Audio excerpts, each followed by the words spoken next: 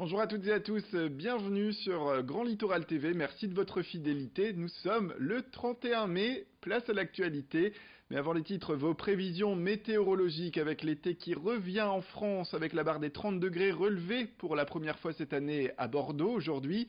Mais pour ce qui est du littoral, on en est encore loin malheureusement, mais rassurez-vous, puisque les températures remontent avec des maximales de 22 degrés du côté de Boulogne-sur-Mer et de Calais, 21 degrés pour les maximales à Dunkerque aujourd'hui et 20 degrés à Saint-Omer. Plus d'informations sur vos prévisions météorologiques, bien sûr, ce sera tout de suite après cette édition.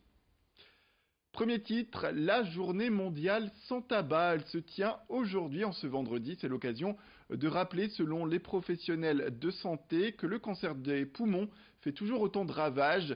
En France, on dénombre 40 000 nouveaux cas par an, dont 90% sont liés au tabagisme. L'autre chiffre, c'est la mortalité, avec 30 000 décès chaque année dans le pays. Le résultat, le cancer du poumon tue toutes les 20 minutes en France.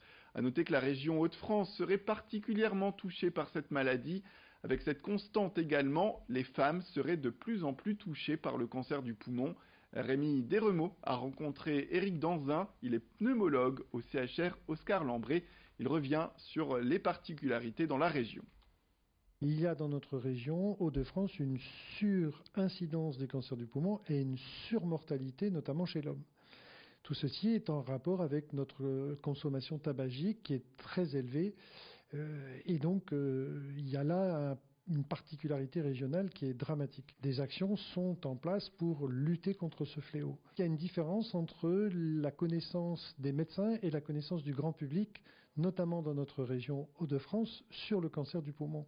Et j'en veux pour preuve que les médecins, à 54%, pensent que les habitants de la région Hauts-de-France connaissent bien le cancer du poumon. C'est faux. Donc là, il y a une grande action à mener. Des patients peuvent se voir découvrir trop tardivement leur cancer du poumon.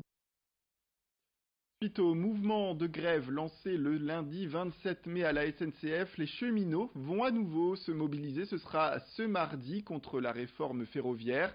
Ils dénoncent une situation sociale alarmante ainsi que des suppressions de postes. Le boulonnais ne serait pas épargné selon Sébastien Méchin, membre de la CGT.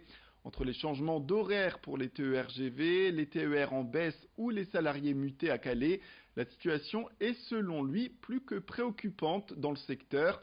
Si ce lundi, un TER sur 5 circulait en moyenne dans les Hauts-de-France, eh bien il faudra s'attendre au même type de perturbation mardi prochain. On écoute donc Sébastien Merlin, secrétaire général CGT des cheminots de Boulogne-sur-Mer. Il explique les conséquences qu'aurait la décision de la région d'ouvrir 90% de son réseau à l'appel d'offres et 20% de son réseau à la concurrence. Pour lui, c'est une mauvaise idée. Derrière ça, les annonces de la direction régionale de la SNCF ne se sont pas fait attendre, notamment avec la fermeture de l'annexe traction, donc l'unité de travail des conducteurs de train de Boulogne-sur-Mer, et la résidence ASCT, donc l'unité de travail des contrôleurs TER de Boulogne-sur-Mer, donc qui devrait fermer à partir du SA 2020, donc mi-décembre 2019. Ce qui met 45 cheminots sur les routes dans un délai plus ou moins proche, mais à terme impacterait une centaine de familles cheminotes et 15 emplois connexes.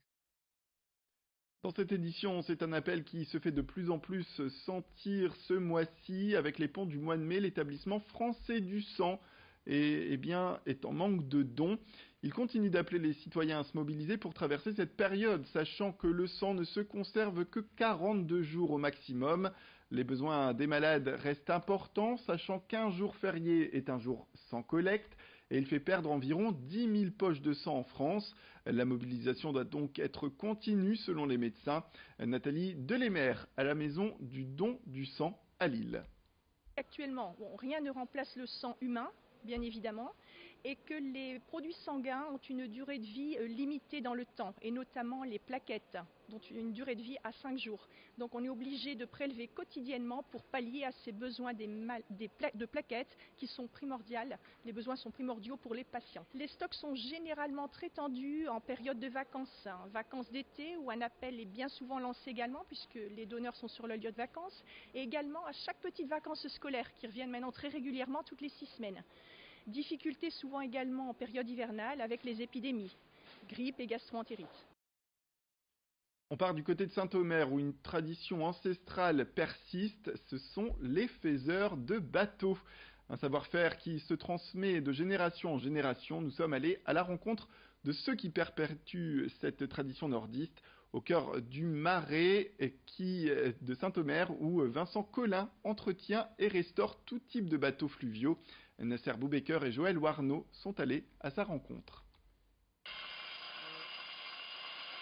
Dans cet atelier, au bord du Marais de Saint-Omer, pas de machine moderne.